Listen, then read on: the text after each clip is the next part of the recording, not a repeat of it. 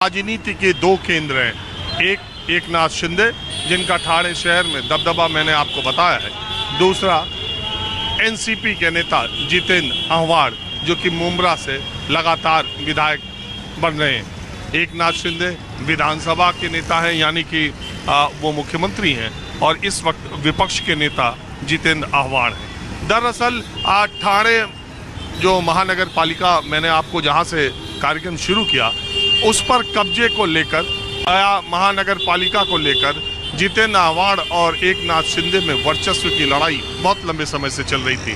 पहले दोनों अलग अलग पार्टियों में अलग अलग धड़ों में थे तो ये लड़ाई थी। बाद में जब शिवसेना और एनसीपी साथ साथ सरकार में आ गई तो जितेंद्र आह्वान शरद पवार के करीबी होने की वजह से उनका दबदबा सरकार में कुछ ज़्यादा होने लगा और ठाणे में एकनाथ शिंदे और जितेंद्र आह्वान एक ही सरकार में मंत्री दोनों थे, और जो आमने सामने थे वो एक सरकार में मंत्री आ गए।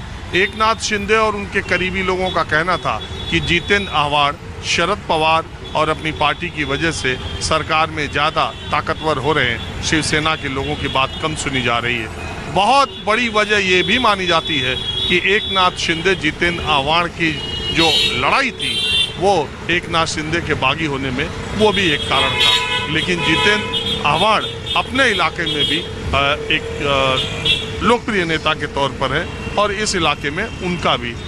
तो मैं मुंब्रा के सामने कुछ लोग बैठे हुए थे, जैसे आम लोग। क्या नाम है आपका? बालू भाई। किसी पार्टी में है? पार्टी का नहीं, मैं रिक्शा यूनियन का मैं संगठन चलाता हूँ। मुंब्रा का रिक्शा यूनियन संगठन चलाता हूँ, लेकिन ऐसा माहौल बोलो क्या? बोलो ना।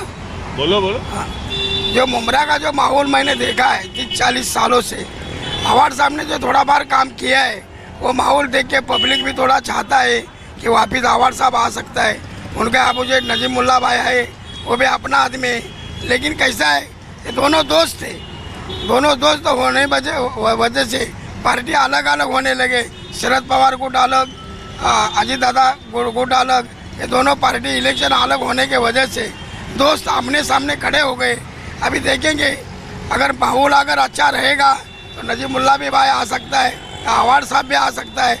दोनों का टक्कर तो चलेगी, लेकिन पब्लिक में क्या होता है, कन्फ्यूज हो रहा है। तो अजीत पवार के साथ है ना? नजीमुल्ला अपना अजीत दादा के साथ है, लेकिन दोनों दोस्त हैं। दोनों पहले एक ही पार्टी में थे? एक ही पार्टी में थे, दोनों दोस्त थे। नजीमुल्ला भाई महानगर पालिका विरोधी पक्ष नेता और शरद पवार गुट का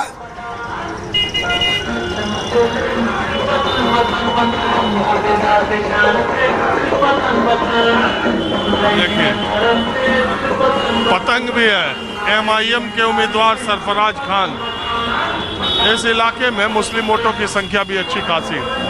तो ये जो एक ही पार्टी के दोनों खड़े। अच्छा एक बात बताओ, एकनाथ शिंदे जब से मुख्यमंत्री बन गए तब से ठाणे में कहते हैं उनका प्रभाव काफी बढ़ रहा है। एकनाथ शिंदे अपने आदमी है, क्योंकि वो भी शिवसेना का है, हम भी शिवसेना का है। आप शिवसेना के? हाँ।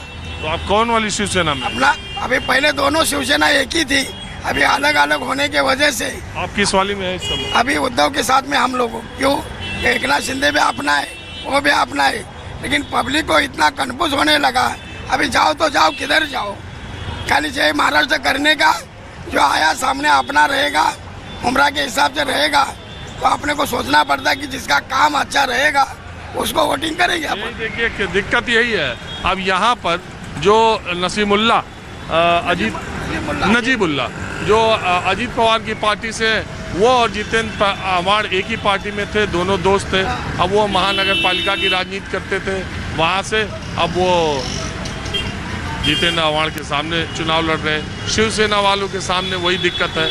महाराष्ट्र की चुनाव का जो ये गड्ढमड है इस बार बहुत हद तक, हालांकि लोकसभा चुनाव में बहुत हद तक महाराष्ट्र की जनता ने महाराष्ट्र विकास अघाड़ी को समर्थन दिया, लेकिन इस बार के चुनाव के बाद एक तरह से स्पष्ट हो जाएगा कि असली शिवसेना और असली एनसीपी कौन से